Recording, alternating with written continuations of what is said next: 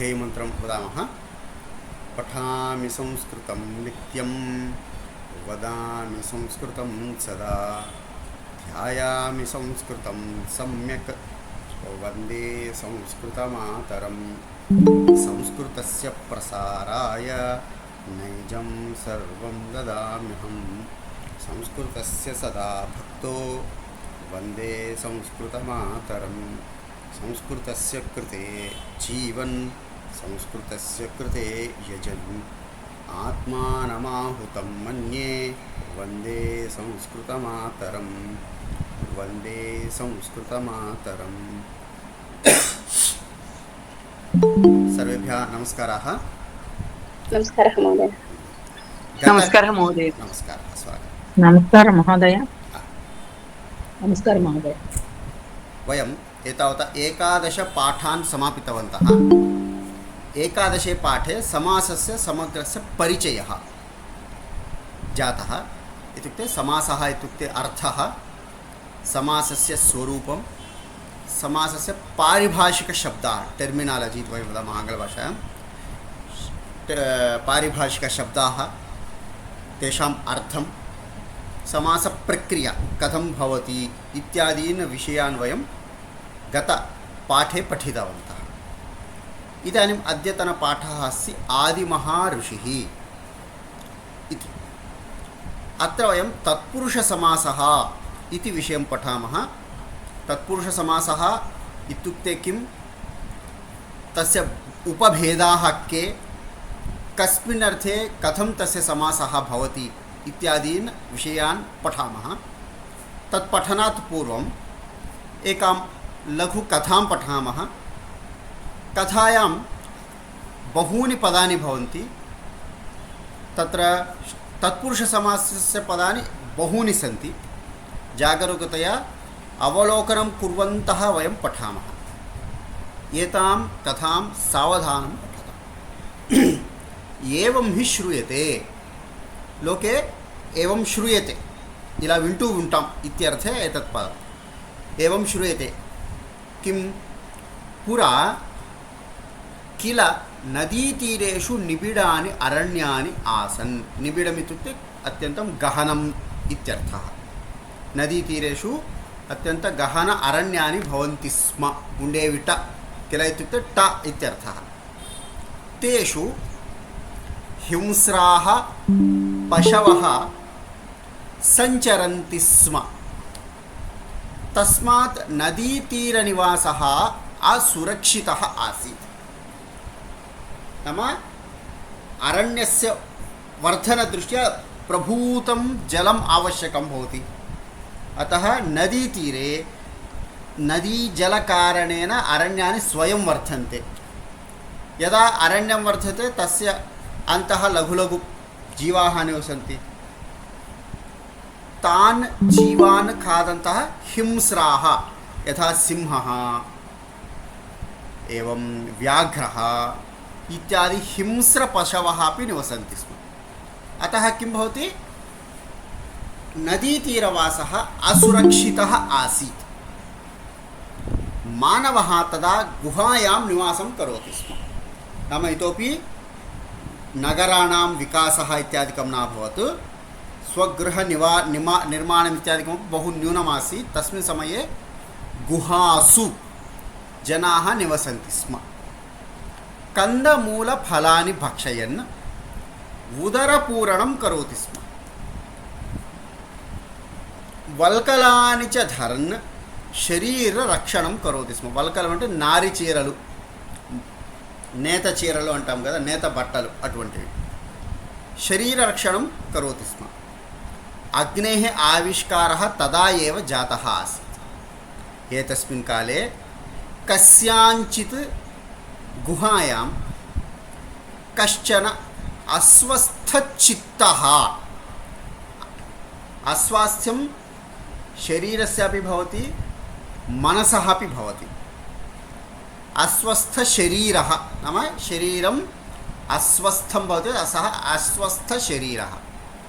यस्य चित्तम् अस्वस्थमस्ति इत्युक्ते मानसिकरोगी इति वयं वक्तुं शक्नुमः।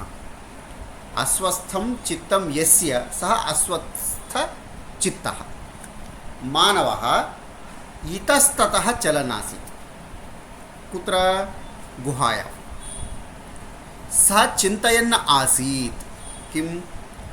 का नाम शक्तिः एतस्य जगतः सञ्चालनं करोति, एतस्य सम्पूर्णस्य जगतः सञ्चालनं करोति, सा का शक्तिः इति सः चिन्तयन् अस्ति। का नाम शक्तिः प्रकाशं जनयति? इदानीम् अन्धकारानन्तरं सूर्योदयः भवति, सूर्योदयानन्तरं पुनः अन्धकारः भवति, सम्पूर्णजगतः प्रकाशं ददाति। सा का शक्तिः? सूर्यः तु ददाति, किन्तु सूर्यस्य निमित्तमपि शक्तिं कः ददाति? का सा शक्तिः? नाम सर्वान् प्रकाशयितुं समर्थः कः अस्ति? का सा शक्तिः? अपरं पृच्छति। ध्वनिं निर्माति, गन्धान् सृजति, प्रसारयति च। इदानीं पुष्पेषु गन्धाः भवन्ति, ते गन्धाः कुतः आगताः? तस्य पृष्ठतः किमपि कारणं स्यात्। एवमेव ध्वनयः आगच्छन्ति, यथा मानवानां ध्वनयः, पशूनां ध्वनयः, पक्षिणां ध्वनयः, वृक्षेभ्यः ध्वनयः, शिलाखण्डेभ्यः ध्वनयः। ध्वनयः कथं निर्मिताः भवन्ति? एतस्य सर्वस्यापि प्रसारणं कः करोति? सः एतेषां प्रश्नानाम् उत्तरं प्राप्तुं न शक्तः। अनेन कारणेन सः व्याकुलतापन्नः, व्याकुलतां प्राप्तवान्। आपन्नः इत्युक्ते प्राप्तवान्। व्याकुलतापन्नः, व्याकुलता आपन्ना इति। यः व्याकुलतां प्राप्तवान् इत्यर्थः। उच्चतमं स्थानं गत्वा पश्यामि चेत् कदाचित् तस्याः शक्तेः दर्शनं भवेत्। नाम वृक्षस्य उपरि पश्यामि, सम्पूर्णजगतः नाम सम्पूर्णपरिवेशस्य दर्शनं भवति। अथवा पर्वतस्य उपरि गच्छामि चेत् सम्पूर्णस्य दर्शनं भवति, అంటే అంతా చూడగలుగుతాను చుట్టూ। तदा सा शक्तिः द्रष्टुं शक्या स्यात्, उपरि अधः पुरतः पृष्ठतः कुत्रापि भवेत् इति चिन्तितवान्। उच्चतमं स्थानं, एत्तेन स्थानं गत्वा पश्यामि चेत् कदाचित् तस्याः शक्तेः दर्शनं भवेत् इति चिन्तयन् गुहां निर्गतः, गुहातः निर्गतः अस्ति। सः किञ्चन उन्नतं गिरिशिखरं गच्छति, उन्नतम् एकं पर्वतशिखरं गच्छति। तत्र निष्कम्पम् उपविशति, निश्चलः उपविशति, कदलकुण्डा। पुरतः आसीत् पर्वतानां श्रेणी। यदा एकस्य पर्वतस्य उपरि गत्वा पश्यामः चेत् क्रमशः पर्वतानाम् एका माला इव भवति। एकः पर्वतः भवति, तस्य पार्श्वे द्वितीयम्, अनन्तरं तृतीयम्, अनन्तरं चतुर्थम्, एवं श्रेणी भवति। पर्वतानां श्रेणी, शृङ्खला, वरुसा इति वदामः। श्रेणी इत्युक्ते वरुसा। पर्वतानां मध्ये आसन् गभीराः उपत्यकाः, ताः छायावृक्षैः व्याप्ताः। अत्र उपत्यकाः इत्युक्ते किमस्ति? एकवारम् उपत्यकशब्दस्य कोऽपि अर्थं वक्तुं शक्नोति? मैदानं लाण्टि। हा, लोयलु महोदय, व्यालीस्, लोयलु लोयलु क्षेत्राणि, यथा किञ्चित् किञ्चित् सस्यम् इव, सस्यक्षेत्राणि इव दृश्यन्ते, तादृशस्थानं। पर्वतस्य आसन्नायां भूमौ, అంటే पर्वतलोयलु इत्यर्थः। उपत्यकम् इत्युक्ते पर्वतस्य आसन्नायां, चिवर् इत्यर्थः। आसन् ते सर्वेपि कथं सन्ति? महावृक्षैः, ఛాయావృక్షైః, పెద్ద పెద్ద చెట్లతో విస్తరించి పడి ఉన్నాయి, వ్యాప్తాः సन्ति। అయం మానవः నేత్రే నిమీలయతి, నేత్రే స్వకీయ నేత్రే నిమీల్య సుచిరం నిశ్వసతి, మెల్లిగా గాలి వదులుతున్నాడు, నిశ్వసతి। తదా అకస్మాత్ ఆకాశే మేఘः కశ్చిత్ గర్జితः, మేఘः गर्जितः आसीत्। तद्गर्जनं पर्वतप्रदेशे बलात् आघट्टितं सत् प्रत्यावर्तत। किमभवत्? మెరుపు మెరిసింది, మెరుపు గర్జనం, తద్ బలాత్ ఆఘటితం, తత్ ప్రత్యావృతం, తత్ పునః ప్రకాశనం అభవత్, పునః ప్రతిగతమస్తి. తతః క్రమేణ మందం మందం ఆకాశే నీలం, పునః ఆకాశే నిలీనమవ్వదు, మాయమైపోయింది. మెరుపు మెరిసి కింద దాకా వచ్చి భూమి దాకా తగిలి మళ్ళీ అది మాయమైపోయింది. తదే వాక్యం. గర్జనం పర్వత ప్రదేశే బలాత్ ఆఘట్టితం, పర్వతస్థానే ఘటనం జాతం, పునః ఆకాశేవ తద్ నిమీలితం అభవత్. తదా సహ అజానన్ ఏవ తస్య అనుకరణం కరోతు. యః ధ్వనిః ఆగతः అస్తి తం ధ్వనిం అనుకరణం కుర్వన్నస్తి సహ. కథం? స చ ఓంకారः ఇవ ధ్వనిः కంఠే హృదయే నాసికాయాం చ సంచరతి. नाम सः यं ध्वनिं श्रुतवान् तस्य ध्वनेः अनुकरणं कृतवान्. स च ध्वनिः कीदृशः अस्ति? ओम् इव आगतः अस्ति, ओङ्कारः इव. प्रथमं सः कंठे, कंठात् हृदये गतं, हृदयात् पुनः नासिकाद्वारा प्रतिध्वनिः क्रमशः आगच्छति स्म. तेन समस्ताः नाड्यः स्पन्दिताः भवन्ति. एवं ध्वनिः यदा सम्पूर्णशरीरे प्रवहति, वयं यद्यपि कंठे उच्चारणं कुर्मः किन्तु तस्य कम्पनं सम्पूर्णशरीरे भवति. भवन्तः चिन्तनं कर्तुं शक्नुवन्ति. इति वयं वदामः चेत् नाभिस्थानतः शिरः पर्यन्तं, ततः सम्पूर्णशरीरे तस्य प्रसारणं, स्पन्दनं, कम्पनं, वैब्रेशन् इति वयं वदामः, तत् भवति. तादृशम् अनुभूतिं प्राप्तवान् सः. समग्रे शरीरे नवोत्साहः सञ्चरितः.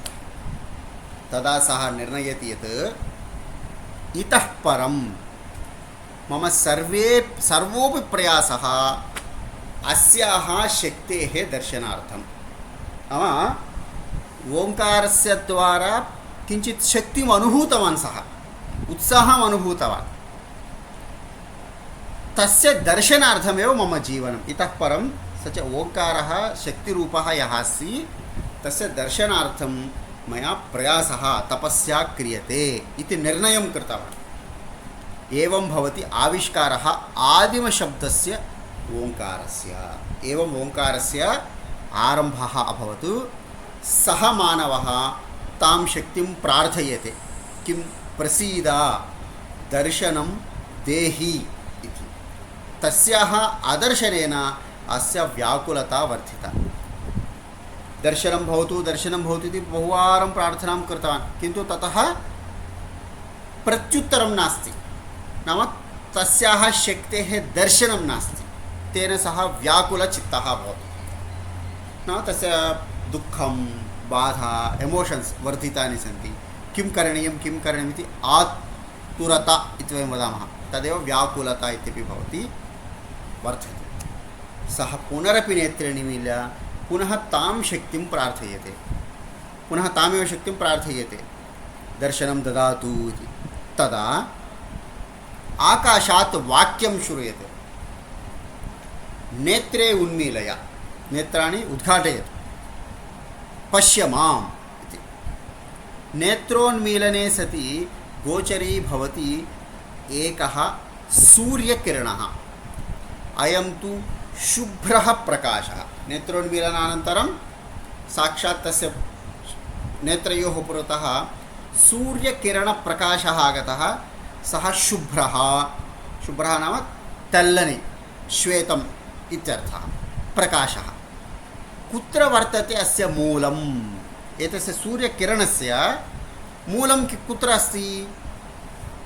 एषा दिव्या अद्भुता च शक्तिः अस्ति, एतस्य मूलं कुत्र अस्ति इति सः चिन्तयन् अस्ति. इति सः गाढं विचारयति. पुनश्च शब्दः पुनः द्वितीयं वाक्यम् आगच्छति. व्याकुलः सः पुनः पुनः नेत्रे निमीलयति, उन्मीलयति च. नाम नेत्रोन्मीलनं कृत्वा यदा चिन्तितवान् सः मां पश्यतु इति आगतम्. अतः सः एव श्रद्धया पुनः नेत्रनिमीलनं करोति, पुनः उन्मीलनं करोति, पश्यन् आसीत्. अधुना कृष्णमेघतले दृश्यते सप्तवर्णसुन्दरः ఇంద్రచాపः.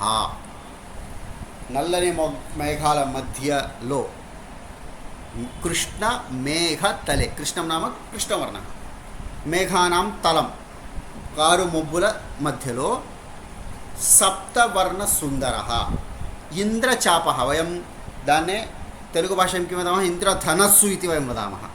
संस्कृते ఇంద్రచాపः ఇంద్రధనుः इत्यादि नामानि सन्ति. कति वर्णाः भवन्ति तत्र? सप्तवर्णाः सन्ति. सप्तवर्ण सुन्दरः इंद्रचापः दृष्टः अस्ति. स एव किरणः सम्प्रति सप्तभिः वर्णैः विराजते. प्रथमं यः शुभ्रवर्णे श्वेतवर्णे यं किरणं दृष्टवान् स एव किरणः इदानीं सम्प्रति अधुना सप्तवर्णैः विराजते. एकः आसम् अधुना बहुः सम्भूतः.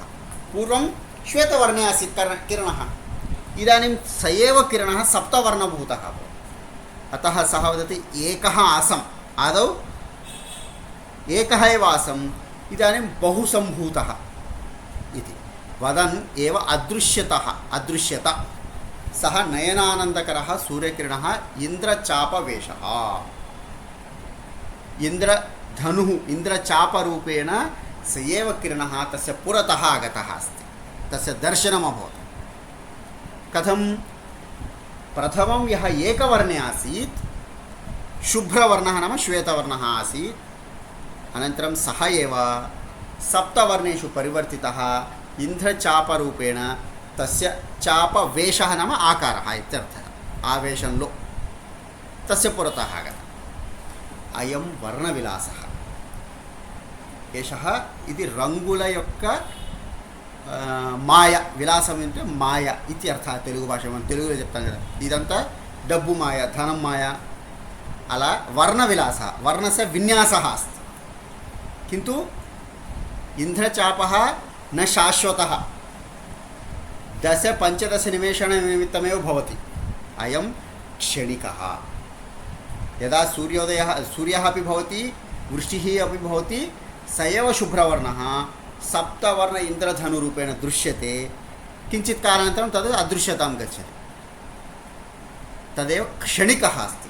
येन हस्तेन स्प्रष्टुं न शक्नोमि, एतदहं स्प्रष्टुं न शक्नोमि इति अचिन्तयन् सः मानवः पुनश्च आकाशात् वाक्यम् आयाति. तदानीमेव ततः पुनः ध्वनिरागच्छति. किं? रे साधक अधः पश्य, वनस्थल्याम् अवतरामि अहं, स्पृश मां, धारय मां, स्थापय मां.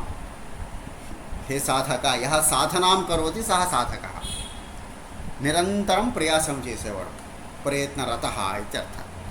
अधः पश्यतु. इदानीं भवान् पर्वतशिखरे अस्ति खलु, भूमौ पश्यतु.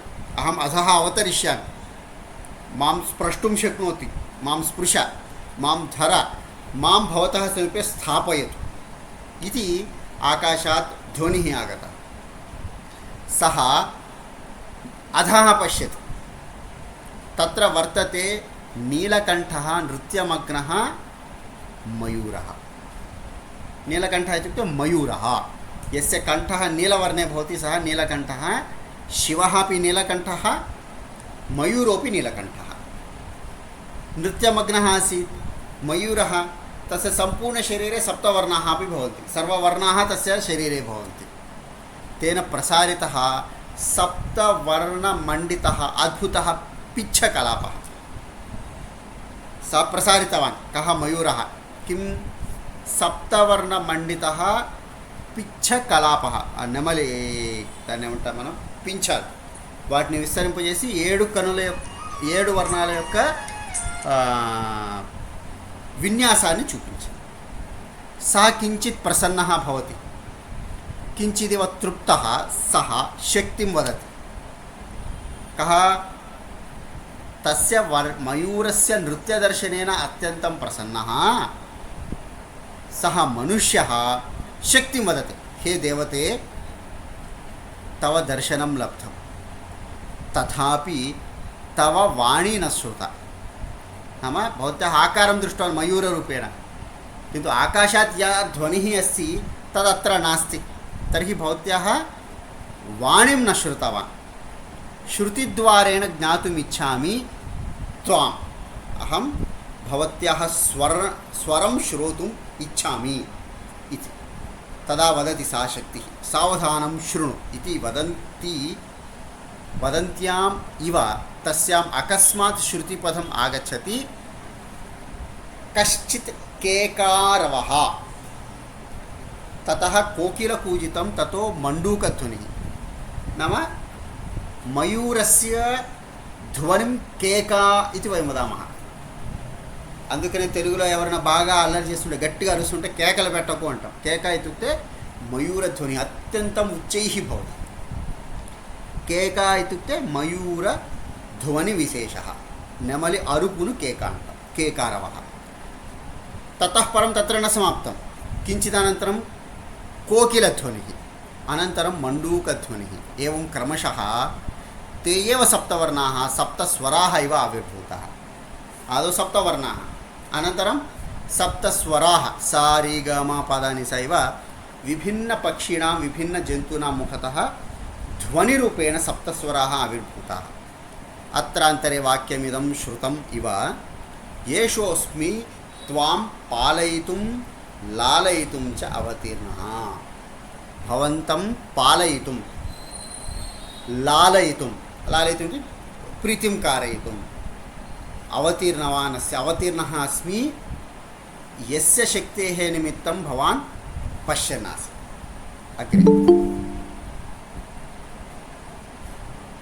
शनैः शनैः सह ज्ञातुं प्रारभते यत् एकः एव ईश्वरः नानारूपैः दृश्यते.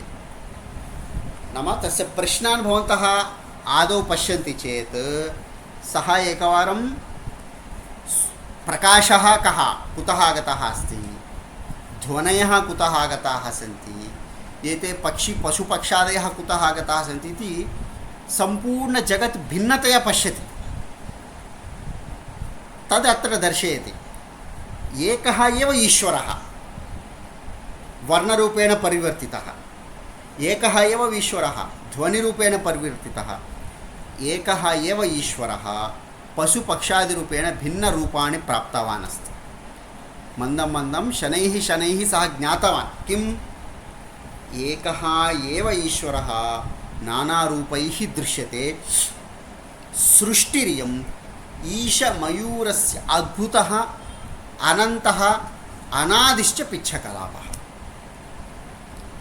यथा मयूरः पिच्छकलापेन अस्मान् आनन्दयति, तोषयति, तथैव ईश्वरः एव मयूरः. सः किं करोति, एकवारम् अस्मान् सन्तोषयति वर्णैः, एकवारं ध्वनिभिः सन्तोषयति, एकवारं रसैः सन्तोषयति. एवं भिन्नभिन्नकारणैः अस्मान् तोषयति, अस्मान् क्रीडयति, मनल्नि आडिस्तू उंटाडु. एवं सः अनुभूतवान् अस्ति. एषा सृष्टिः ఈశమయూరస్య, ఈశः एव మయూరः అంటే మయూరమే ఈ భగవంతుడై మయూరం రూపంలో వచ్చి ఏ విధంగా అయితే తన పింఛముతోటి మనల్ని ఆనందింపచేస్తుందో మయూరము, అదేవిధంగా ఈశ్వరः స్వకీయ శక్తిభిः अस्मान् तोषयति. अग्रे वदति एकः एव शुभ्रः किरणः सप्तभिः वर्णैः परिणमते. एकः एव ओङ्कारः सप्तभिः स्वरैः प्रकटितो भवति. एकः एव गन्धः नानारूपाणि धारयति. एकः एव रसः अनेकरूपः प्रतिभाति. तदेवं सः ईश्वरः दृष्टो भवति. नाम एतादृशम् अनुभूतिं वयं यदा प्राप्नुमः, एकः एव धनः ध्वनिः सप्तस्वरूपम्, एकः एव शुभ्रवर्णः सप्तवर्णः, एवं गन्धः भिन्नवर्णान् प्राप्नोति इति यदि वयम् अनुभूतिं प्राप्नुमः, तदा ईश्वरः दृष्टः अपि भवति, कनपडताडु, श्रुतः भवति, विनपडताडु, रसितः भवति, रसितः इत्युक्ते आस्वादिंपबडताडु, स्पृष्टः भवति, मुट्टुकोबडताडु, घ्रातश्च वासन चूडबडताडु. एवं भिन्न भिन्न इंद्रियैः अस्माभिः ज्ञातः भवति, तेलुस्कोबडताडु. सा इयं ఇంద్రియ సంవేద్యా శక్తి భగవాన్. ఈ 5 ఇంద్రియాల ద్వారా మనం ఏదైతే గ్రహిస్తూ ఉన్నామో ఆ 5 నుంచి వచ్చే శక్తి అంతా కూడా ఈశ్వరः ఏవ అస్తి ఇది కథ్యతే. తస్మాత్ తత్ప్రాప్త్యర్థం వయం యతేమహి ప్రయత్నం కుర్మః ఇది కథా అస్తి. తదేవ వేదవాక్యేషు ఏకం సద్విప్రాः బహుధా వదంతి. ఏక ఏవ పరమాత్మ, భిన్న భిన్న జనాः భిన్న భిన్న రూపేణ వదంతి. एतादृशवाक्यानि बहूनि वयं शास्त्रेषु उपनिषत्सु अपि पठामः. एषा कथा अत्र समाप्ता. अत्र कस्यापि सन्देहः प्रश्नः अस्ति? महोदय नमस्कारः. गुहायां स्थितः सः मानवः वैज्ञानिकस्य कार्यं कृतवान्. अस्वस्थचित्तः तर्हि कथम् अभवत्? अस्वस्थचित्तः इत्युक्ते पिच्चिवाडु इति अर्थः नास्ति. एकस्मिन् विषये वयं बहु यदा चिन्तयामः अस्माकमपि चित्तम् अस्वस्थं भवति. मेण्टल् स्टेबिलिटी लेకపోవడం इत्येव अर्थः तत्र. स्थिरचित्तं नास्ति तस्य. किं करणीयम्, अग्रे किं करणीयम् इति ఆతృత పొందడం, టెన్షన్ ఎక్కువ పొందడం. అంటే జ్ఞానాన్ని సంపాదించడం కోసము కూడా మనిషి నిరంతరం చింతిస్తాడు కదా, అప్పుడు కూడా మనస్సు కకావికలమైంది అంటాం మనం. తాదృశ స్థితిः సः. धन्यवादः. अस्तु अस्तु. अन्यः कोऽपि प्रश्नः?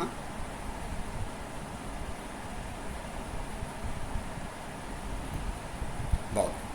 कथां वयं पठितवन्तः. कथायां स्थूलाक्षरेषु बहूनि पदानि सन्ति. तानि सर्वाणि अपि तत्पुरुषसमासस्य उदाहरणानि. तद्विहाय अपि बहूनि पदानि सन्ति यत्र समासः अस्ति. ह्यस्तनपाठे अस्माभिः चिन्तितम् आसीत् यत् प्रथम द्वितीय तृतीय पाठान् वयं पठामः यत्र समासः अस्ति इति पदानि चिनुमः इति आसीत्. तत् प्रायः कृतवन्तः. अग्रिमकक्षायाम् अहं पुनः तस्मिन् विषये प्रक्ष्यामि. इदानीं क्रमशः पाठस्य अभ्यासान् कुर्मः. मानवः कुत्र निवसति स्म?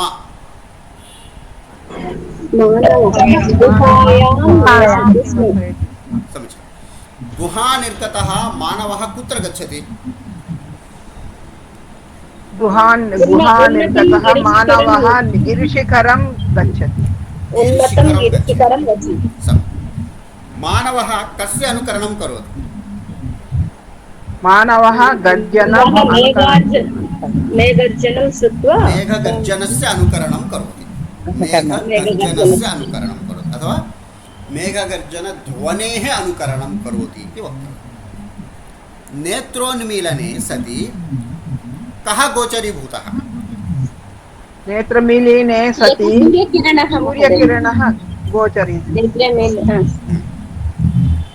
ओङ्कारः कुत्र कुत्र सञ्चरति?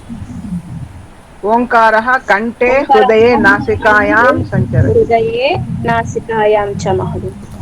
का भगवान् इति कथ्यते? इन्द्रियसंवेद्या शक्तिः भगवान् इति कथ्यते. इन्द्रियसंवेद्या शक्तिः भगवान् इति कथ्यते. अग्रे रिक्तस्थानं पूरयत. कंदमूलफलानि भक्षयन् किं करोति स्म सः? उदरपूरणं करोति. उदरपोषणम्. अनेन कारणेन सः व्याकुलोत्पन्नः महोदय. व्याकुलतापन्नः. व्याकुलताम् आपन्नः व्याकुलतापन्नः. गोचरी भवति एकः सूर्यकिरणः. नेत्रोन्मीलने गोचरी भवति एकः सूर्यकिरणः, शुभ्रः सूर्यकिरणः. एवं भवति आविष्कारः आदिमशब्दस्य कस्य? ओङ्कारस्य. समीचीनम्. इदानीम् अग्रिमः विषयः. अत्र श्लोकभागाः केचन दत्ताः सन्ति. कति वाक्यानि? 6 वाक्यानि दत्तानि सन्ति यत्र भिन्नसमस्तपदानि सन्ति. कर्मजं बुद्धियुक्ता हि फलं त्यक्त्वा मनीषिणः कर्मजं फलं मनीषिणः त्यक्त्वा अग्रे गच्छन्ति। कीदृशाः मानवाः? बुद्धियुक्ताः इति पदं। बुद्धियुक्ताः बुद्धिनि కలిగి ఉన్నవారు తెలుగు భాషాయాం అర్థः अस्ति జాగరూకత పశ్యండి బుద్ధిని కలిగి ఉన్నవారు బుద్ధియా युक्ताः बुद्धिनी इति द्वितीया विभक्तिः भवति किन्तु संस्कृते युक्तमु కలిగి ఉన్నవారు అంటే దేని చేత కలిగి ఉన్నవారు इति अर्थः स्वीकरणीयः भवति संस्कृते अनुवादः न शक्यते अत्र बुद्धिया युक्ताः बुद्धियुक्ताः कारणं वदामि अत्र युक्तः इति क्तप्रत्ययः अस्ति क्तप्रत्ययः कस्मिन् अर्थे भवति कर्मणार्थे भवति कर्मार्थे भवति भावार्थे भवति क्वचित् कर्त्रार्थे भवति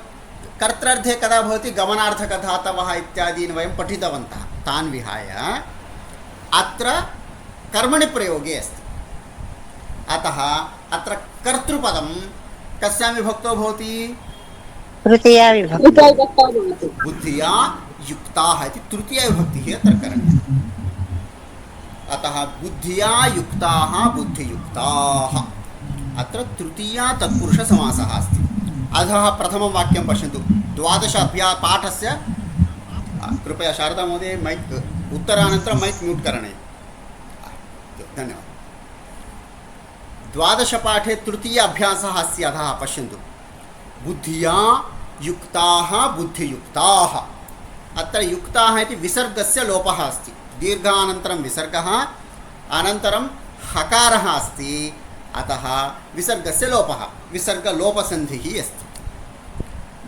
अत्र कः समासः अस्ति इति ज्ञातवन्तः वयं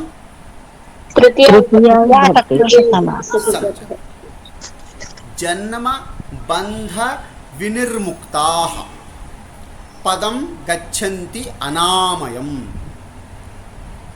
शाश्वतं पदं गच्छन्ति ते कीदृशाः शाश्वतं पदम् इत्युक्ते मोक्षपदं प्राप्नुवन्ति कीदृशाः मोक्षपदं प्राप्नुवन्ति विनिर्मुक्ताः విడిచిపెట్టేసిన వాళ్ళు తొలగిపోయిన వారు ఇత్యర్థः किं जन्म बन्ध विनिर्मुक्ताः जन्म एव बन्धः नाम जन्म पुनर्जन्म इति क्रमः भवति पाप पुण्य कर्म फल भेदेन वयं पुनः पुनः जन्म प्राप्नुमः यस्य पाप पुण्य फल कर्म समानं भवति कर्म त्यागं करोति कर्म संन्यासं करोति एवं कर्मणः फलं परित्यज्य भगवतः आराधनं करोति सः पुण्यपापकर्मणोः समानतां प्राप्नोति तस्य किं भवति अग्रिमजन्म न भवति इति वयं ज्ञातवन्तः भगवद्गीतायाम् आगच्छति तथा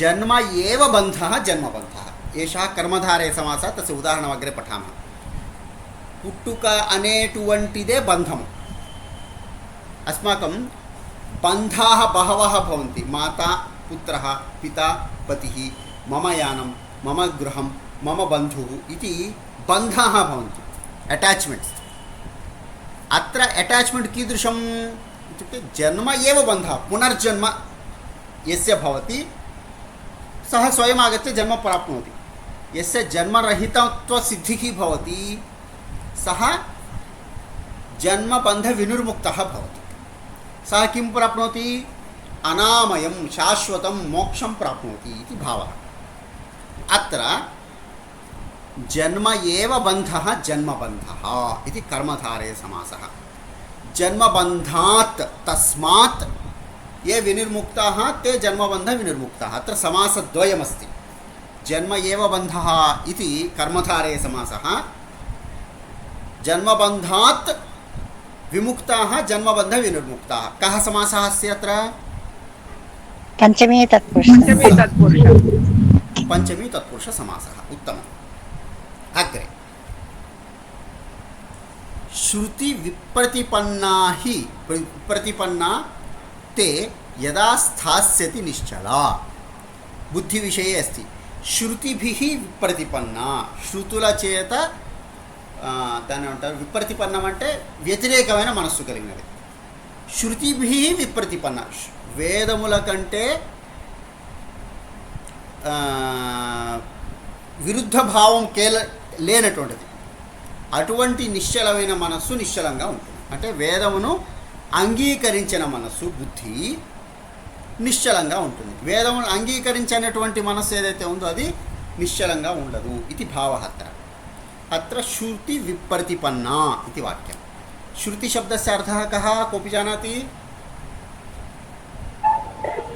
వేదం వేదः. वेदाः श्रुतिः इत्युक्ते वेदः. अत्र चत्वारः वेदाः अपि मिलित्वा एकमेव स्वीकरणीयम् अस्माभिः. मैक् आफ् करणीयं. पुनः कस्यापि मैन् आन् अस्ति? ధన్యవాదాలు.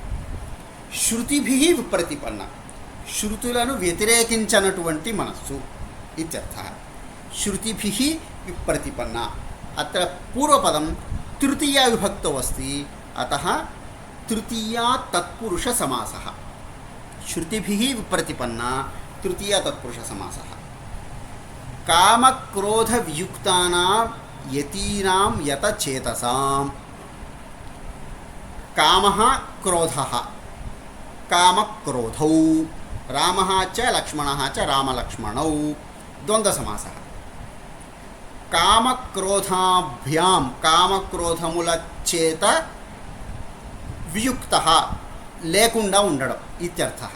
అత్ర పూర్వమే ఉక్తవాన్ ఖలు బుద్ధ్యా యుక్తः, బుద్ధిని కలిగినటువంటి ద్వితీయ భవతి తెలుగు భాషా అనువాదే, కింటు బుద్ధి చేత ఉన్నటువంటి ఇది తృతీయ భక్తి కరణీయ అస్తి.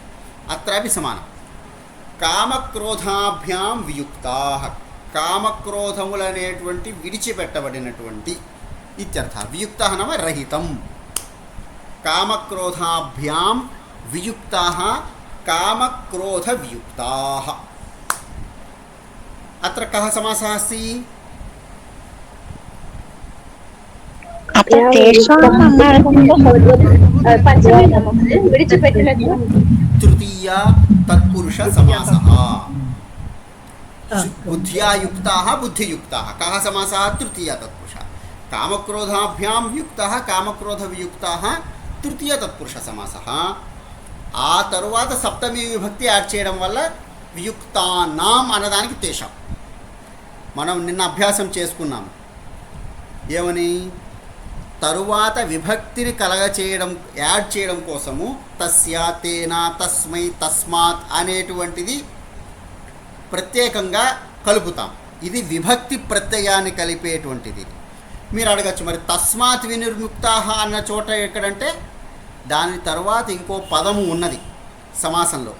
ఆ వినిర్ముక్తాః అనేటువంటి పదాన్ని కలపడం కోసము జన్మబంధాత్ వినిర్ముక్తాః, తస్మాత్ అంటే జన్మబంధాత్ అని అర్ధ్యాహారం తీసుకోవాలి. ఇక్కడ తేషాం అనేటువంటిది ఈ శబ్దానికి షష్ఠీ విభక్తి చేర్చడం కోసము చేసింది. తరువాత సమాసం లేదు. ఇక్కడ కూడా తస్మాత్ అనేది విభక్తిని యాడ్ చేయడం కోసమే. కానీ తరువాత పదంతో ఇంకొక సమాసం కూడా జరిగింది పైన. జన్మబంధాత్, జన్మ ఏవ బంధః జన్మబంధः. తస్మాత్ ఇత్యుక్తే జన్మబంధాత్ పంచమి, వినిర్ముక్తాః జన్మబంధ వినిర్ముక్తాః. అత్ర కామక్రోధాభ్యాం వియుక్తాః కామక్రోధ వియుక్తాః. తేషాం షష్ఠీ విభక్తి కామక్రోధ వియుక్తానాం ఇది రూపం. క్రమः అవగతः? మహోదయ, జన్మ ఏవ బంధః అది అవధారణ పూర్వపద కర్మధార్యం అండి. కర్మధారే సమాసः ఇదాनीं సత్యः. అస్తు. ఇదాनीं కర్మధారే సమాసः. మహోదయ, వియుక్తాః అన్నప్పుడు పంచమే రావద్దా? तद् अत्र वियुक्तः तप्रत्ययकारणेन तृतीया एव भवति, पंचमी न भवति. कर्तरि कर्मणि प्रयोगः अत्र आगतः अस्ति. रमणादेवी महोदय अवगतवती खलु?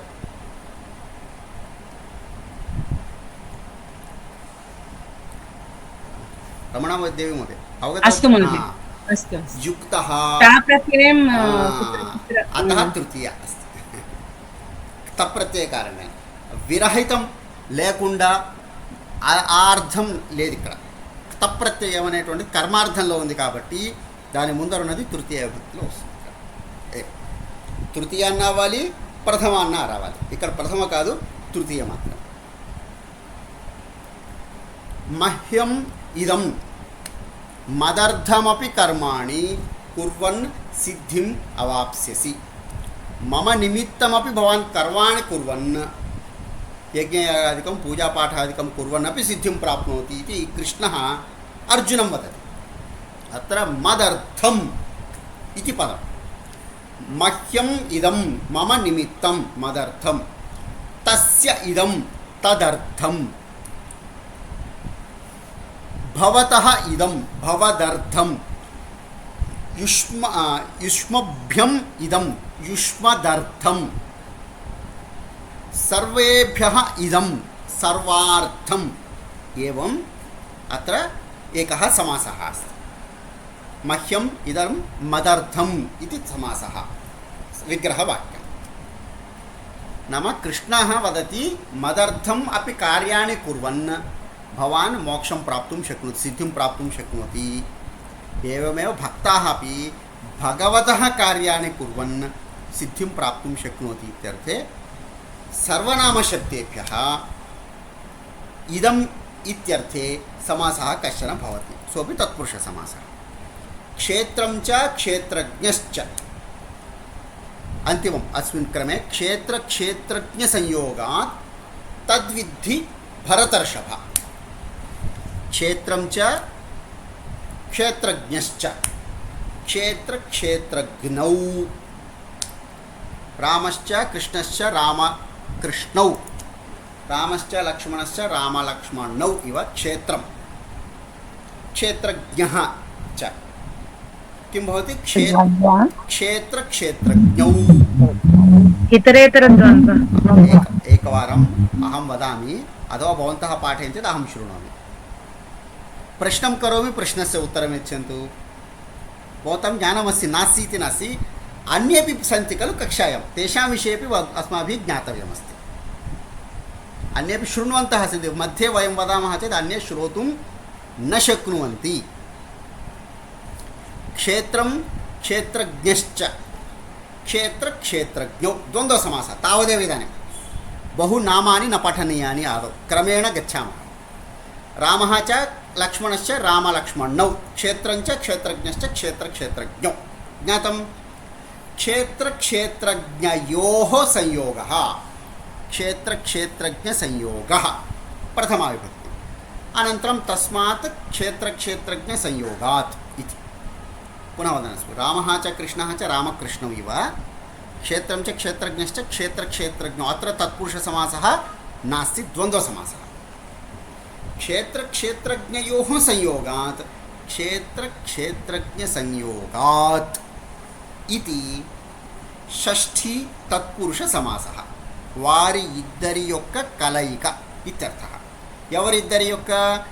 క్షేత్రస్య క్షేత్రజ్ఞస్య అనయోః సంయోగः इति షష్ఠీ తత్పురుష సమాసः. ద్వివచనే अस्ति मध्यमपदं. ज्ञातं? क्षेत्रं क्षेत्रज्ञश्च च इत्यत्र द्वन्द्वसमासः इदानीं सद्यः. क्षेत्रक्षेत्रज्ञयोः संयोगात् इत्यत्र कः समासः अस्ति? षष्ठी तत्पुरुषसमासः महोदय. षष्ठी तत्पुरुषसमासः. समीचीनम्. इदानीम् एतावत्पर्यन्तं वयम् उपरि दत्तभगवद्गीतायाः समस्तपदानां विग्रहवाक्यद्वारा कथं समासः प्रवर्तते इति ज्ञातवन्तः. इदानीं तत्पुरुषसमासस्य नियमान् क्रमशः पश्यामः. మహోదయ ఒక చిన్న డౌట్. క్షేత్రజ్ఞ సంయోగः తస్మాత్ అని రాయాలా? ధన్యవాదాలు. तदानीं किं करणीयं? संयोगः क्षेत्रज्ञयोः तयोः संयोगात्. एकवारं क्षेत्रं च क्षेत्रज्ञश्च क्षेत्रज्ञौ तयोः अन्नప్పుడు क्षेत्रज्ञयोः इति लिखामः. क्षेत्रज्ञयोः संयोगः प्रथमाविभक्तौ लेखनीयं. तेन किं भवति? क्षेत्रज्ञसंयोगः प्रथमाविभक्ति. अग्रे किं करणीयं? तस्मात् క్షేత్రజ్ఞ సంయోగాత్ ఇది. ఇవన్నీ మీరు పరీక్షలో ఇలా రాయాలా అని ఆలోచించద్దు అని ముందర నుంచి చెప్తున్నాను. పరీక్ష గురించి కాదు, భావాన్ని అర్థం చేసుకోండి. క్షేత్రజ్ఞశ్చ క్షేత్రజ్ఞౌ सोपानानि सन्ति खलु. इदानीं प्रथमा विभक्तिः अभवत् क्षेत्रज्ञौ. पुनः षष्ठी तत्पुरुषसमासे पूर्वपदं षष्ट्यं भवेत्, अतः तयोः అని యాడ్ చేసాము. అది ఎలా చెప్పుకోవాలి? క్షేత్రజ్ఞయోః సంయోగః ప్రథమ భక్తే తీసుకోవాలి.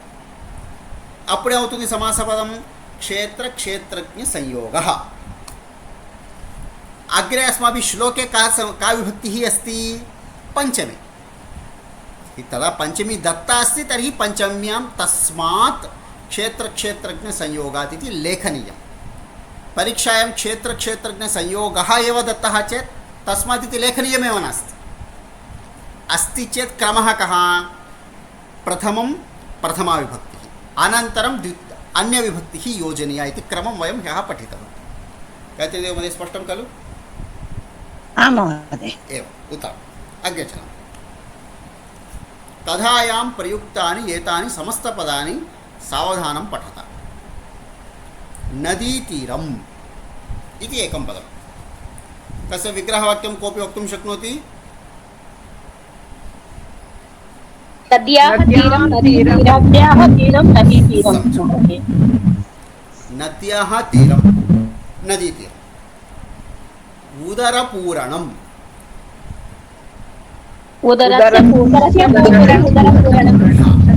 समीचीनम्.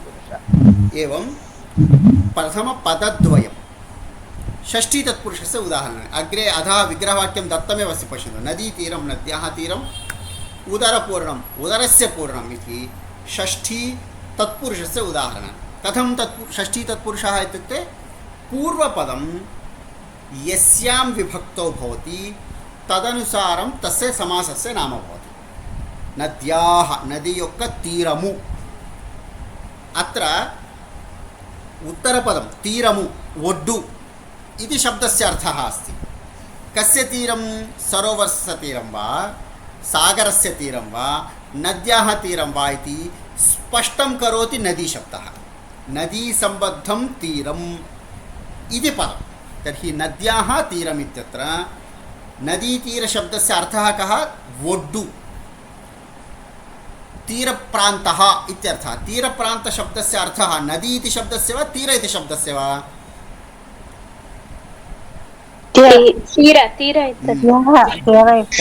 वयं ह्यस्तनपाठे वयं पठितवन्तः. उत्तरपद अर्थप्रधानः भवति तत्पुरुषसमासः. అంటే సమాసాల్లో ఉన్న రెండు పదాలలో రెండవ పదము యొక్క అర్థము ప్రధానమై ఉంటుంది. నదీ తీర ప్రాంతానికి అన్న చోట నదికి వెళ్తున్నాడా నదీ తీరానికి వెళ్తున్నాడా అంటే తీరమునకు ఒడ్డు ఇత్యేవ అర్థः. అది నది ఒడ్డైనా అవ్వచ్చు, చెరువు ఒడ్డైనా అవ్వచ్చు, సముద్రం ఒడ్డైనా అవ్వచ్చు. కానీ నదీ తీరం అనేటువంటి దానికి తీరము అనేది ప్రధానము, నదికి సంబంధించిన తీరం. యథా సీతాపతిः పతిः ముఖ్యः. కస్యాः? सीतायाः पतिः, लक्ष्म्याः पतिः, रमायाः पतिः कोऽपि भवितुमर्हति. सः पतिः मुख्यः. नाम उत्तरपदार्थप्रधानः तत्पुरुषः. समासంలో ఉన్న రెండు పదాలలో రెండవ పదం అర్థం ప్రధానమై ఉంటుంది. अतः नदीतीरं गच्छामि इति क्रियापदेन नदीं गच्छामि इत्यर्थः नास्ति, नदीतीरप्रान्तं गच्छामि. समुद्रतीरं गच्छामि इत्युक्ते समुद्रस्य तीरप्रान्तं गच्छामि. सरोवरस्य तीरं गच्छामि इत्युक्ते सरोवरस्य तीरप्रान्तं गच्छामि इत्यर्थः. अत्र उत्तरपदस्य प्रधानः भवति. किन्तु पूर्वपदं यस्यां विभक्तौ भवति तस्य नाम भवति. यथा नदीतीरं षष्ठी तत्पुरुषसमासः. उदरपूरणं करोति. कस्य पूरणं करोति? उदरस्य पूरणं करोति. किं करोति सः? पूरणं करोति. प्रथमं నింపుకుంటున్నాడు. ఏ నింపుకుంటున్నాడు? కడుపు నింపుకుంటున్నాడు. ఉదరపూరణం ఇత్యత్ర పూరణం ప్రధానం. తత్కస్య? మస్తిష్కస్యాపి భవితుమర్హతి, ఉదరస్యాపి భవితుమర్హతి, కోశస్యాపి పూరణం భవితుమర్హతి, హస్తస్యాపి పూరణం భవితుమర్హతి, కస్యాపి పూరణం భవితుమర్హతి. అత్ర ఉదరస్య పూరణం. इति पूरणम् इति उत्तरपदस्य प्रधानत्वमस्ति उदरस्य पूरणम् उदरपूरणम् इति।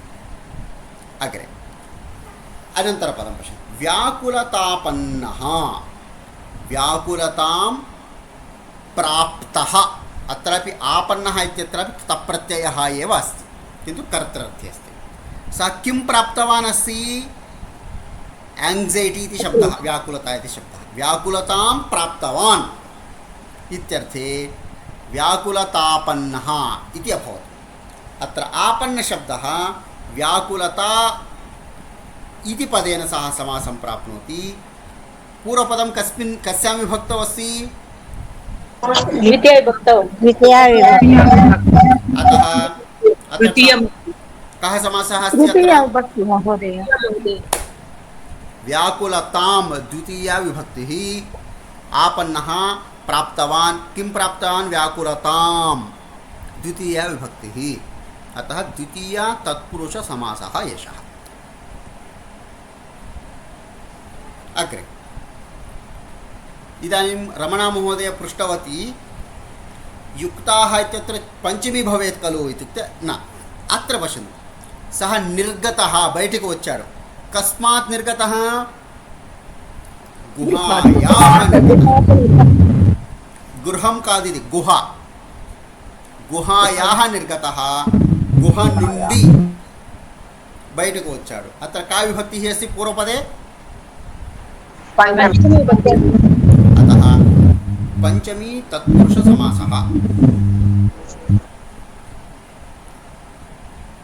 पुनः गिरेः शिखरम् अत्र गिरिशब्दः षष्ठ्याम् अस्ति अतः पुनः षष्ठी तत्पुरुष समासः वर्णं मंडितः वर्णमुल चेत प्रकाशिंपबडुतुन्नदि मंडितः అంటే వెలుగుతున్నది ప్రకాశింపబడుతున్నది इत्यर्थः भवति मंडितः अस्ति सः कः इंद्रधनुः इंद्रचापः मंडितः अस्ति कैः मंडितः इत्युक्ते वर्णैः इति वर्णमूलचेत इदानीं कः समासः अस्ति अत्र तृतीय महोदय समीचीनं नेत्रोन्मीलनं नेत्रयोः उन्मीलनं नेत्रोन्मीलनम् अत्र षष्ठी तत्पुरुष समासः इंद्रिय संवेद्या इंद्रियैः ज्ञाता अथवा ज्ञातव्या इत्यर्थे इंद्रियमुल चेत तेलुसुकोणबडिनदि इत्यर्थे इंद्रियैः संवेद्या इंद्रिय संवेद्या इति तृतीय तत्पुरुष समासः मंडूकस्य ध्वनिः मंडूकध्वनिः षष्ठी तत्पुरुष समासः इदानीं एषः तत्पुरुष समासः अस्ति अत्र यानि उदाहरणानि सन्ति एतानि द्वितीया तत्पुरुषस्य तृतीया तत्पुरुषस्य पंचमे तत्पुरुषस्य षष्ठी तत्पुरुषस्य च उदाहरणानि सन्ति किन्तु आहत्य तत्पुरुष समासः अस्ति तत्पुरुष समासे उत्तरपदार्थः प्रधानः भवति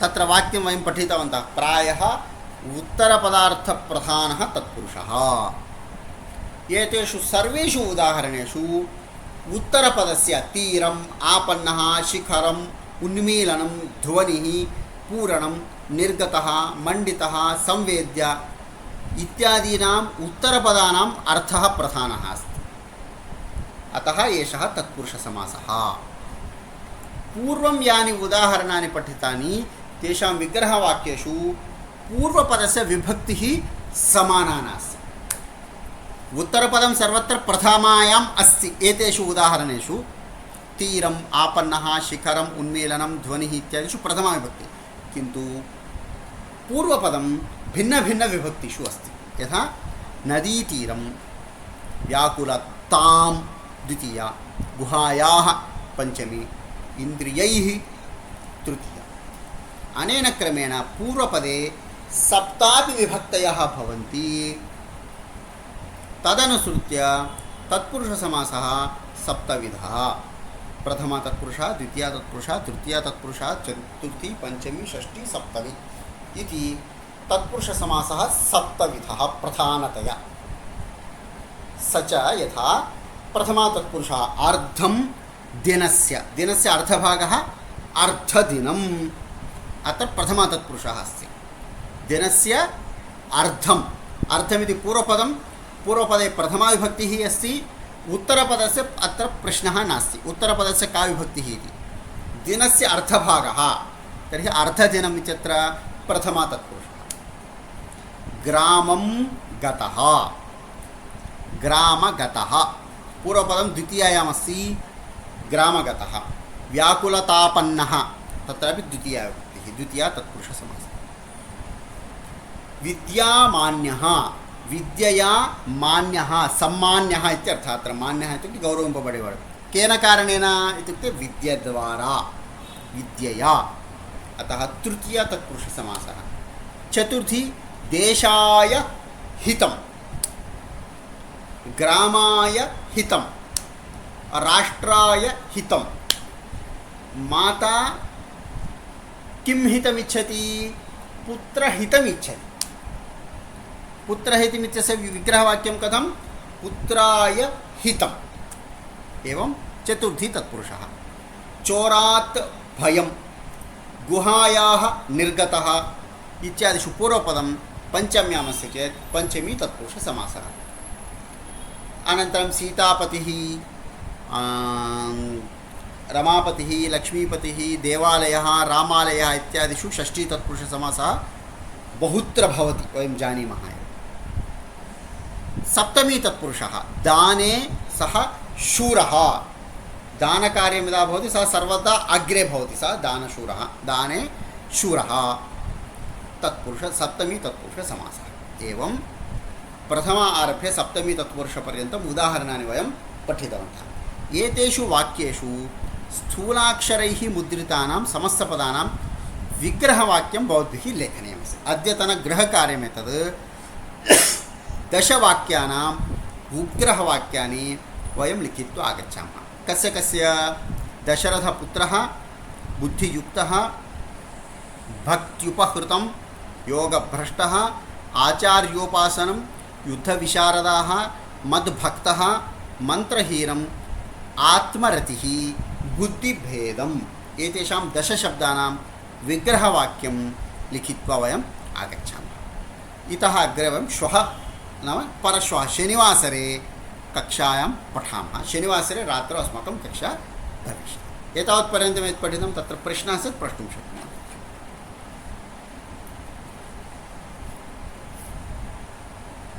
మహోదయ ఇక్కడ 126 పేజీలో పైన శృతి విప్రతిపన్నాహ అని బహువచనంలో విసర్గ లోపం వచ్చింది కదా, ఎందుకనండి అక్కడ శృతి విప్రతిపన్నా? नास्ति तत्र निश्चला, निश्चला इति स्त्रीलिङ्गशब्दस्य विशेषणं तद् स्त्रीलिङ्गे अस्ति। श्रुति विप्रतिपन्ना बुद्धिः इत्यस्य विशेषणं तद्। सा स्त्रीलिङ्गशब्दः सः, न तु प्रथमा बहुवचनं। अग्रे अन्यः స్త్రీలింగంలో కూడా ప్రథమ బహువచనంలో విసర్గ ఉంటుంది కదండి అమ్మ. అగ్రే నిశ్చలా అని ప్రథమ ఏకవచనంలో ఉన్నది, దాని విశేషణం బుద్ధిః అని నేను చెప్తున్నాను. ఓకే, బుద్ధి అనేటువంటి బహువచనంలో ఉండదు కదా. అర్థమైంది, అర్థమైంది. ధన్యవాదాలు. అగ్రే महोदय आदिमः ऋषिः, आदिमः इत्युक्ते प्रथमः इत्यर्थः। प्रथमः। रामायणे प्रथमकाण्डं किम्? आदिकाव्यम्। अर्जुन विषादयोगः। भारते, भारते प्रथमपर्व किम्? आदिपर्व, प्रथमम् इत्यर्थः, मोदटिदि इत्यर्थः। अन्यः कोऽपि प्रश्नः अस्ति? महोदय, वदतु कृष्णमहोदय। उत्तरपदस्य प्राधान्यता पूर्वपदस्य प्राधान्यता वदामः। एतस्य प्रामुख्यता किं महोदय? పదము యొక్క అర్థము ఉత్తర పదాన్ని ప్రధాన బేస్ చేసుకుని ఉందా, పూర్వపదాన్ని బేస్ చేసుకుని ఉందా అని. ఉదాహరణ కోసము నిన్న మనం చెప్పే ఒక క్రియాపదాన్ని యాడ్ చేయండి. ఏ విధంగా అంటే క్రియాపదం అంటే అహం రామ మందిరం గచ్చామి ఇది వాక్యం. రామం గచ్చతి వా భవాన్ మందిరం గచ్చతి వా? मन्दिरं मन्दिरं तर्हि रामस्य प्राधान्यम् अस्ति वा नास्ति इति भिन्नः विषयः। किं गच्छति भवान्? रामं न गच्छति, मन्दिरं गच्छति यत्र रामस्य मूर्तिः अस्ति। कस्यापि प्राधान्यता भवतु न महोदय। शृणोतु, प्राधान्यता कथं समास तदेव विग्रहवाक्यं लेखने या समासं महोदय उत्तरं शृणोति चेत् अवगच्छति, उत्तरं न शृणोति चेत् कथम् अवगच्छति? अस्तु महोदय। भवान् प्रश्नं कृतवान्, अहम् उत्तरं वदन् अस्मि, मध्ये एव भवान् कथम् इति दशवारं वदति, उत्तरं नागच्छति। गतपाठे पूर्वपदप्रधानम् उत्तरपदप्रधानम् इति बिन्दुः अस्ति, भवान् प्रायः श्रुतवान् न श्रुतवान् न जानामि, तत् पठतु। उदाहरणानि वदन् अस्मि, शृणोतु जागरूकतया। उपनगरं गच्छामि, उपनगरम् इति शब्दस्य अर्थः चिन्ननगरम् इत्यर्थः, नगरसमीपम्।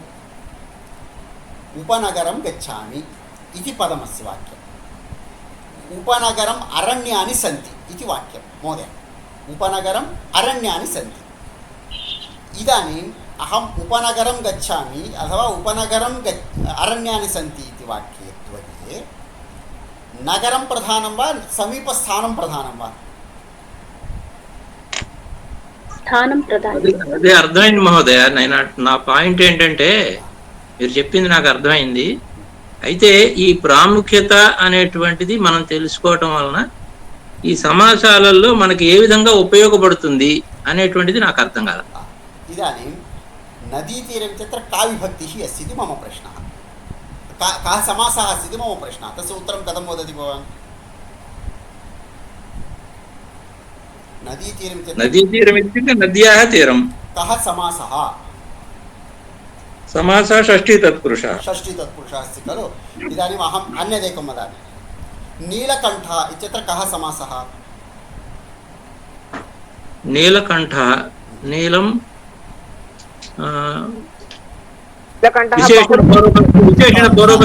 शारदा महोदय भवती तिष्ठतु, वदतु महोदय, कः समासः? विशेषणपूर्वपद। नीलं कण्ठे यस्य सः नीलकण्ठः। एकवारं कृष्णमहोदयः वदति, अन्ये शृण्वन्तु, सर्वे उत्तरं वदन्ति चेत् न अवगच्छन्ति। इदानीं मम प्रश्नः, मम उत्तरमस्ति, अहं वदामि। नीलकण्ठः इत्युक्ते मयूरः वा शिवः अर्थः नास्ति। यथा यस्य कस्यापि कण्ठः नीलः अस्ति, अहं कण्ठमेव वदामि, नल्లని కంఠము ఇత్తే వదామి. కంఠం కలిగినవాడు అని అర్థం తీసుకోను. ఏ విధంగా అంటే కృష్ణపత్రం, కృష్ణ ఫలకం అనే అర్థం ఉంది కదా. కృష్ణ ఫలకం అంటే అర్థం ఏమిటి? బ్లాక్ బోర్డ్, నల్లని పలక. నీలకంఠం అనే దానికి రెండు సమాసాలు అయ్యే అవకాశం ఉంది. కర్మధారయ సమాసం విశేష సమాసం అవుతుంది, బహువ్రీహి సమాసం కూడా అవుతుంది, రెండు అవుతాయి. ఉదాహరణ కోసం పీతాంబరం, పీతాంబరం ప్రసిద్ధం, పీతాంబరం శబ్దः अस्ति खलु. पीताम्बरः इत्युक्ते कः? विष्णु. पशुपु वस्त्रं। भवान् वदतु, पशुपु वस्त्रम् इति वदति भवान्, तद् यः धरति सः विष्णुः इति अहं वदामि। अर्थद्वयमपि अस्ति। पीताम्बरशब्दस्य षष्ठी क्षम्यतां विशेषकर्मधारयसमासः अपि भवति, बहुव्रीहि समासोऽपि भवितुम् अर्हति, किन्तु कुत्र बहुव्रीहि? कुत्र बहुव्रीहिः, कुत्र विशेषकर्मधारयः इति वक्तव्यं चेत् यत्र अम्बरशब्दस्य विशेष प्राधान्यं तर्हि विशेषभावः। यः तद् वस्त्रं धरति सः मनुष्यः चेत् अन्यपदार्थप्रधानः बहुव्रीहि समासः। एवं भेदः ज्ञातव्यः चेत् तस्य पदस्य अर्थः प्रधानः इति ज्ञातव्यं भवति। अन्यथा भवान् कः समासः अस्ति इति निश्चेतुं न शक्नोति। विशेषरूपेण अग्रे यदा भवान् समासभेदान् अवगच्छति, बहुव्रीहि समासः कर्मधारय समासः बहुत्र समानतया दृश्यते। केन आधारेण भवान् अत्र बहुव्रीहि अस्ति, केन आधारेण अत्र कर्मधारयः अस्ति इति निर्णयं कर्तुं यदि इच्छति तर्हि अवश्यं भवता अर्थः स्वीकरणीयः। उत्तरपदप्रधानं चेत् कर्मधारयः, अन्यपदार्थप्रधानः चेत् बहुव्रीहि. అంటే సమాసంలో ఉన్న రెండు పదాల్లో రెండవ పదాన్ని ప్రధానంగా తీసుకుంటే అక్కడ కర్మధారయ చెప్పుకోవాలి. లేదా ఆ రెండు కాకుండా వేరే అర్థాన్ని, పీతాంబరుడు విష్ణుమూర్తిని తీసుకున్నట్లయితే అక్కడ బహువ్రీహి తీసుకోవాలి, కానీ కర్మధారి తీసుకోకూడదని నిర్ణయం చేయడం కోసము ఈ అర్థప్రధానం అనేది అనివార్యం. అన్యథా భవాన్ ఇదాని 2 పదాలు 3 పదాలలో సమాసనామాలు చెప్పుకుంటూ వెళ్ళిపోయాం ఇప్పటివరకు సమాస పుస్తకంలోనో ఇంకో పత్రాల ద్వారాను. కానీ భగవద్గీత చదివేటప్పుడు 5-6 పదాలు కలిపి సమాసాలు ఉంటాయి. ఈ శ్లోకంలో ఇప్పుడు మనం చూసాం 3 పదాలు 4 పదాలు కలిపినటువంటిది. యథా క్షేత్రజ్ఞ సంయోగాత్ అనేటువంటి పదాన్ని విడగొట్టుకొని సమాసం చేయగలిగిన సామర్థ్యం వచ్చినప్పుడు ఇక్కడ ద్వంద్వ సమాసము, ఇక్కడ తత్పురుష సమాసము అని చేస్తాం. కానీ ఆ విడగొట్టే సామర్థ్యం దేనివల్ల వస్తుంది అంటే ఆ శబ్దము యొక్క అర్థం ఏమిటి, ఆ అర్థము పూర్వపద అర్థంవా, ఉత్తరపద ప్రధానంవా, అన్యపద ప్రధానమా, ఉభయార్థ ప్రధానమా అనేటువంటి నిశ్చయించగల సామర్థ్యం వచ్చినప్పుడు 5-6 పదాలు కలిగిన సమాసాన్ని విడగొట్టగలం.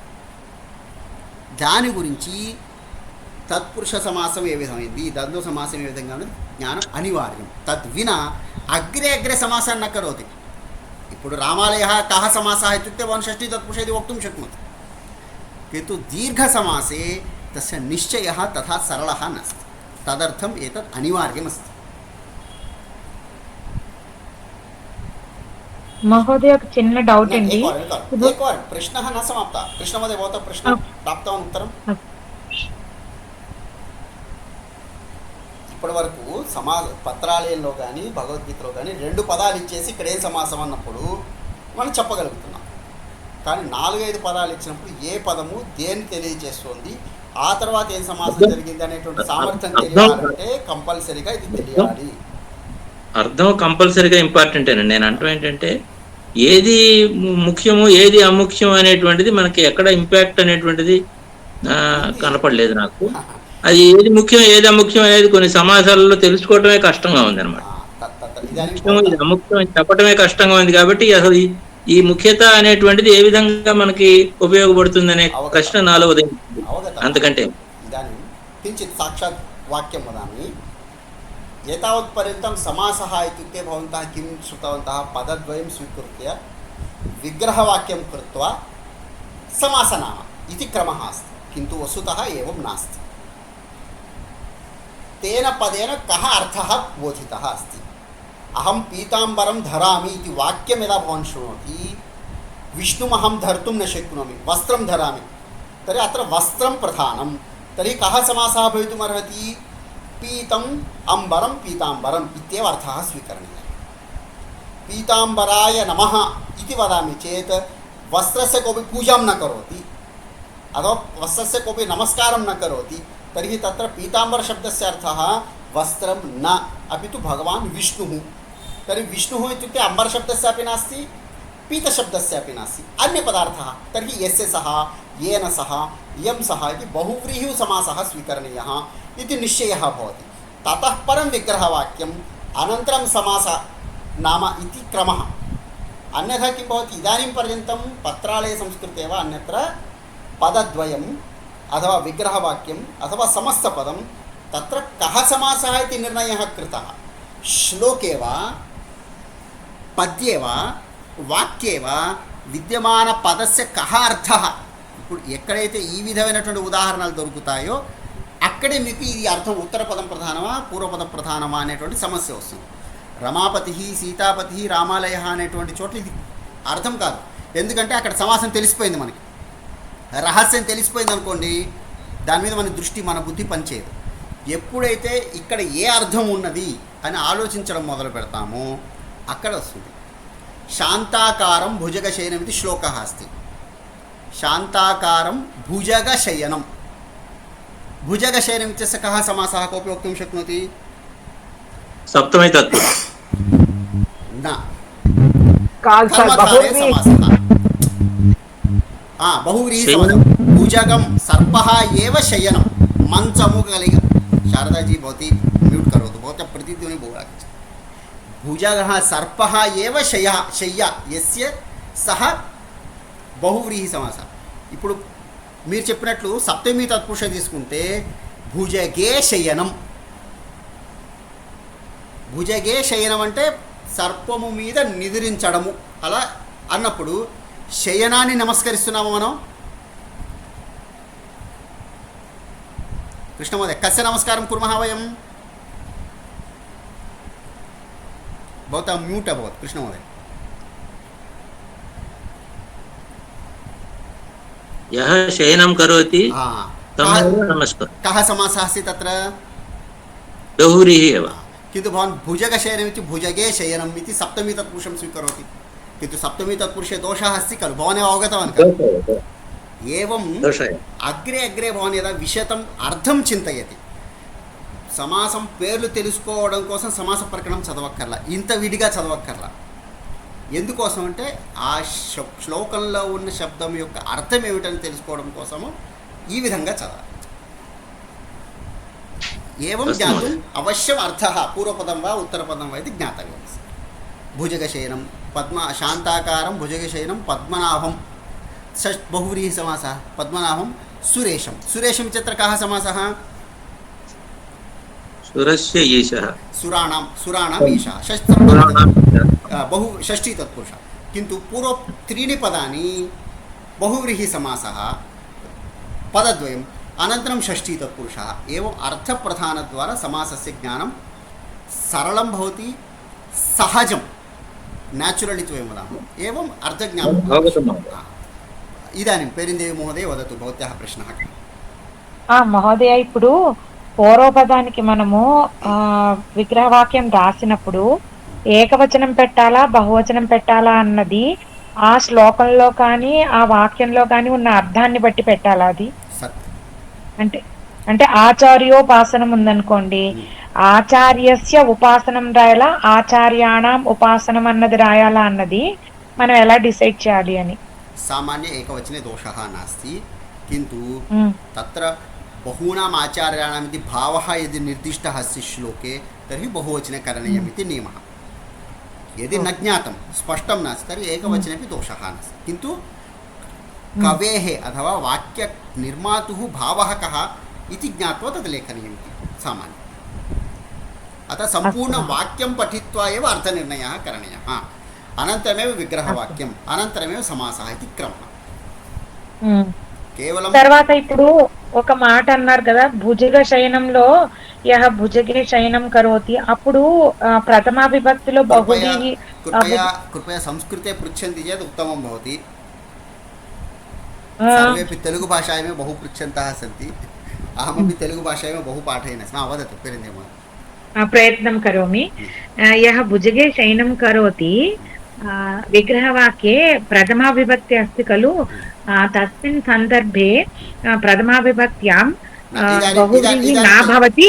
इदानीं बहुव्रीहि समासं त्यजतु. बहुव्रीहि समासः यदा भवति तदा वदिष्यामि अहम्. इदानीं अस्तु महोदय. क्रमः सामान्यसमासज्ञानम् अभवत्, तत्पुरुषसमासस्य अध्ययनं चलति, अतः एव द्वन्द्वसमासस्य इतरेतरद्वन्द्वः समाहारद्वन्द्वः इति वदन्ति, तत्सर्वं न. क्रमेण गच्छामः. इदानीं तत्पुरुषसमासस्य सप्तभेदाः पठिताः, अन्यभेदान् वयम् अग्रे पठिष्यामः. अस्तु महोदय. इदानीं यानि वाक्यानि संस्कृते वदामि शुद्धं वा? अग्रे शुद्धमेव वदति चिन्तयतु. अस्तु महोदय. अस्तु भवतु. अद्य अत्र समापयामः कक्ष्यां. पुनः शनिवासरे अस्माकं कक्षा भवति. शान्तिमन्त्रं वदामः.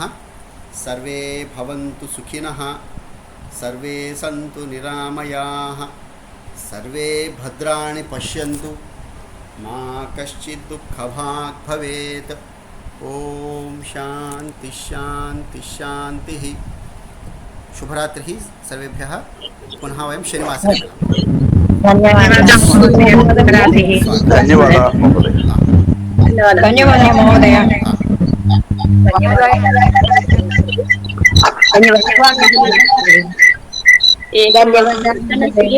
ధన్యవాదాలు మహోదయ. ధన్యవాదాः. ఒక రిక్వెస్ట్ అండి, కొంచెం ఫోన్ సరిగా పనిచేయదు, సిస్టంలోంచి జాయిన్ కావచ్చా నేను? ధన్యవాదాలు మహోదయ. महोदय, एकं संशयः महोदय. अत्र अर्धदिनम् इत्यत्र अर्धं दिनस्य इति वक्तव्यं खलु महोदय विग्रहवाक्यं, परन्तु सर्वे अपि प्रथमविभक्त्याम् आगच्छति. प्रथमा तत्पुरुष समासः एव दिनस्य इति षष्ट्यां वक्तव्यं. किमर्थं महोदय तत्र? तत्पुरुषसमासे पूर्वमपि उक्तवान् इदानीं पुनः वदामि तत्पुरुषसमासे पूर्वपदस्य विभक्त्याधारेण समासस्य नाम उत्तरपदस्य विभक्तेः सम्बन्धः नास्ति ओके विशिष्य प्रथमतत्पुरुषः बहु अल्प उदाहरणानि भवन्ति अर्धं दिनस्य एवं द्वित्राणि एव उदाहरणानि भवन्ति प्रथमतत्पुरुषस्य अन्यतत्पुरुषाणां द्वितीयारभ्य बहूनि उदाहरणानि भवन्ति तत्र उत्तरपदं प्रथमायां भवति प्रथमतत्पुरुषे एव द्वित्राणि उदाहरणानि तत्र उत्तरपदम् अन्यविभक्तौ भवति समानविभक्तिः भवति चेत् पुनः कर्मधारय समासः भविष्यति धन्यवादः महोदय नमस्कारः महोदय మహోదయ రోజు క్లాస్కి వచ్చామండి అంటే ఇప్పటి వరకు క్లాసులు జరుగుతున్నట్టు అది తెలియదండి ఇది ఆల్రెడీ నేను ముందరే చెప్పాను 6 నెలలు సుమారుగా 4.5 నెలల క్రితం జనవరిలో మొదలైంది ఈ తరగతులు మధ్యలో కొన్ని విలంబం చేత లేట్ అవుతూ వచ్చింది ఇది మీ బ్యాచ్ కాదు మీకు వేరే బ్యాచే ఉంటుంది మొదటి పాఠం నుంచి జరుగుతుంది కానీ అందరూ తొందర పెట్టి నేను వస్తాం అని చెప్పడం వలన ఇక్కడ యాడ్ చేయడం జరిగింది